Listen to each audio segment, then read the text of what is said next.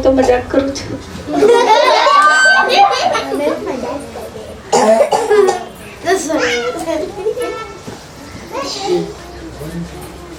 રાખશો જેવું લાગશે તો બેસી જઈશ ત્યાં સુધી.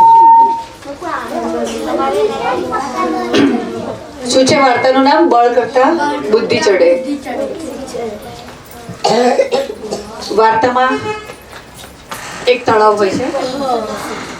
તળાવની અંદર ઘણા બધા જળચર પ્રાણીઓ હોય છે અને એમાં તળાવમાં બે મુખ્ય પાત્ર છે, એક કરચલો અને એક બગલો. હવે હું કહીશ.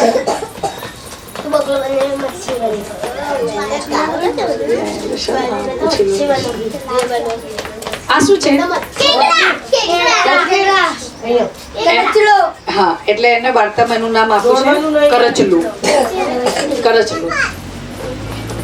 અને આ શું છે? બગલો. આ બગલો ને આ છે ને દોસ્ત હોય છે અને આ બગલો છે ને કેવો છે? ગરડો થઈ ગયો છે.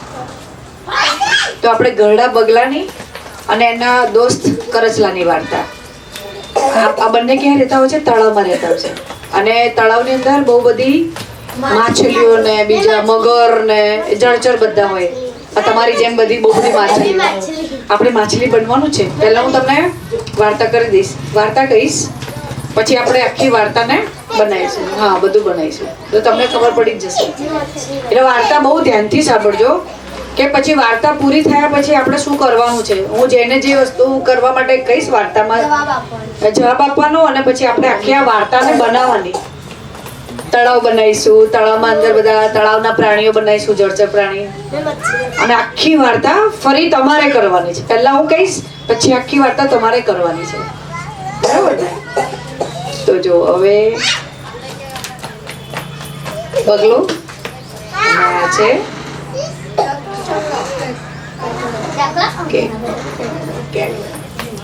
ગરડો બગલો અને કરચલું જાતે જ ખસવા માંડ્યા છે. પણ આપણા તળાવમાં તો કોઈ કશું જ નથી કરતું, તો બધા મરી જશે તો હું આ જોઈ નહીં શકું. અરે કરચલા, મારાથી આ નહીં જોવાય. મને બહુ ચિંતા છે. તો આ બધી વાત કરચલાએ તળાવના બીજા પ્રાણીઓને કરી તો બધા જ પ્રાણીઓ ગભરાઈ ગયા અને બધા જ કરચલાની સાથે બહાર આવી ગયા.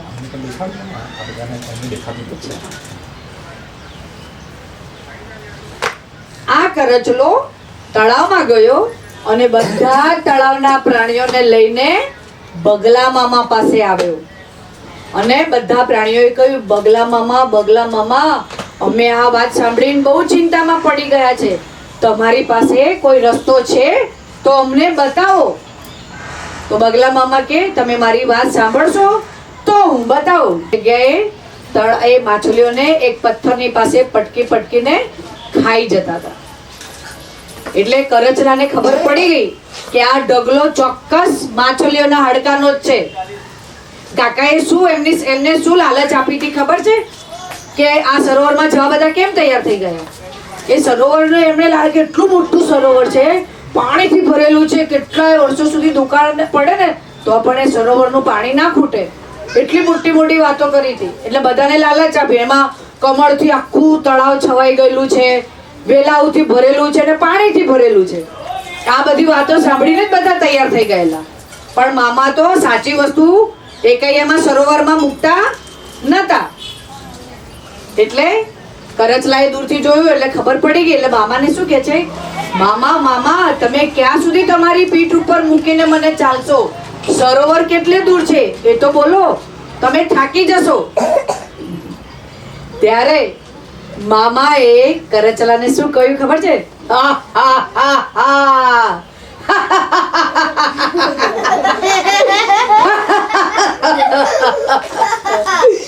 કરચલા, તને ક્યાં ખબર છે કયું સરોવર? મેં કોઈને એવું ના કહ્યું કે ભાઈ તમે મને હેલ્પ કરો, મને કઈ તમે હેલ્પ કરશો તો હું નહીં રડું. મારું એનું મુખ્ય રડવાનું કારણ ભૂખ હતી. પણ એને સારું પૂછવાની વાત કરવાની જગ્યાએ એને આવો એની બગલાએ એની બુદ્ધિનો ઉપયોગ બરાબર કર્યો નહીં અને આવી આયોજન કર્યું પોતાના ખોરાક મેળવવા માટે અને આ બધાને છેતરી અને લઈ જઈ મારીને ખાઈ જતો હતો. તો આપણી સાથે આવું થાય તો આપણને ગમે? કોઈ મારી નાખે તો ગમે? ના ગમે ને. અને કોઈ ભૂખ્યું હોય અને આપણી પાસે જો આપણે કહી દઈએ કે ભાઈ મને ભૂખ લાગી છે, તમે મને કંઈક ખાવા આપો, તો એ ભૂખનું તો એને મળી જાય ને ખોરાક. પછી આવું કરવું પડે?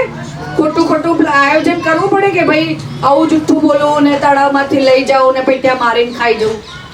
તો એના સ્વાર્થ માટે એ ખોટું આવું બધું બોલ્યો અને આ બધી માછલીઓને ખાઈ ગયો. પણ આપણે આવું ના કરાય. આપણે સાચી વસ્તુ હોય, આપણા ઘરમાં કોઈ ગવડું માણસ હોય, એ આપણી પાસે કોઈ મદદ માગે તો આપણે મદદ કરવાની. જો આપણે મદદ ના કરીએ તો જ એમને કંઈક ખોટું કામ કરવું પડે. તો ઘરડા માણસોએ મદદ માગવી જોઈએ અને એમને આપણે પોતાએ એમની મદદ કરવી જોઈએ. તો આવું ના થાય.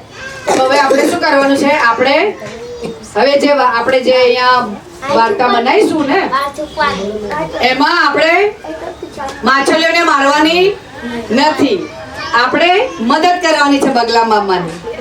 બગલા મામાને ખોરાક આપવાનો છે અને બધા જ રાજી ખુશીથી તળાવમાં રહેવાનું છે. કોઈ છેતરપિંડી નહીં, કોઈને મારવાનું નહીં, એવી આપણે વાર્તા કરવાની. ચલો એક પહેલા નાનું સર્કલ બનાવી દો, તળાવ બનાવી દો. આટલું બરાબર છે. તું એને એકને બેસાડીને અહીંયા લઈ જા, એક કરીને મૂકીએ. ચલો માછલી બોલો પહેલા મને. હવે મારો વારો.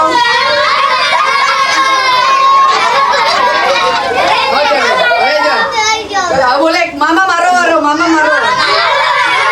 બોલે બેસી જાઓ.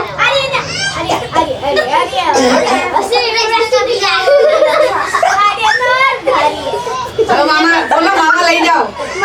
બચાવો મામા, બચાવો.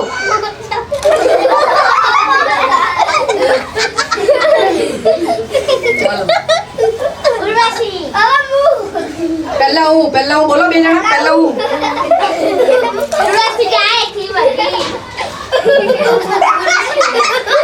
ઓય બધા તળાવ તમારા પાણી ને પાણી હોય તળાવમાં.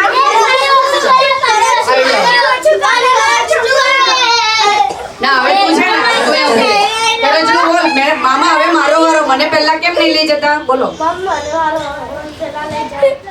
હું તો તમારો દોસ્ત હતો, મને કેમ નથી લઈ જતા? તમે અમને કહેશો તો અમે તમારા આ જે ભૂખના લીધે જે તકલીફ થાય છે એનું નિવારણ કરીશું. અમે બધા જ તમારા ભૂખમાં ખોરાક લઈ આપીશું. પણ આવી રીતે તમે કહો અમને, અમે પણ મારવાનો કોઈ વિચાર કરશો નહીં. તો મામાને હવે થાય છે એવું કે ખરેખર મારે કેવું જોઈએ, એટલે એ કરચલાને કીધું કે જો મને આવું વિચાર એટલા આવ્યો તો કે મારો ખોરાક નતો લઈ શકતો, પણ હવે જો તમે મારી સેવા કરવા તૈયાર થઈ ગયા તો હવે હું કોઈને મારીશ નહીં. સાંભળો શું કીધું કરચલા અને મામાએ કે હવે તમે મારી સેવા કરવા તૈયાર થઈ ગયા એટલે હવે હું કોઈને મારીશ નહીં. અને બધા તળાવના પ્રાણીઓ મામાની સેવા કરવા તૈયાર થઈ ગયા. તો પછી પાછળ બધા બચી ગયા ને. જો આવું ના કર્યું હોત તો કરચલાને બી મારી નાખત. પહેલી વાર્તામાં તો એવું થઈ ગયું ને. પણ પછી આખું કરચલાને વિચાર આવે કે આવું નહીં કરવાનું, આવું સાચું કહી દેવાનું કે ભાઈ મારે આ તકલીફ છે, આ છે. તો નાના બધા હોય એ વડીલોની સેવા કરે તો કોઈ તકલીફ થાય નહીં અને કોઈ ખોટું કામ કરવાનો વિચાર આવે નહીં. એટલે જો કોઈ ઘરમાં વડીલ હોય અને તકલીફ હોય તો વડીલે બી કહેવું જોઈએ અને નાના બધા હોય ઘરના માણસો એમને વડીલોની મદદ કરવી જોઈએ. શું કરવું જોઈએ? તો બધી માછલીઓ બચી ગઈ ને પછી બીજી વારની વાર્તામાં બધી માછલીઓ બચી જાય. એટલે આપણે આખી વાર્તાનું શું કર્યું કે મારવાનું નહીં પણ એકબીજાની મદદ.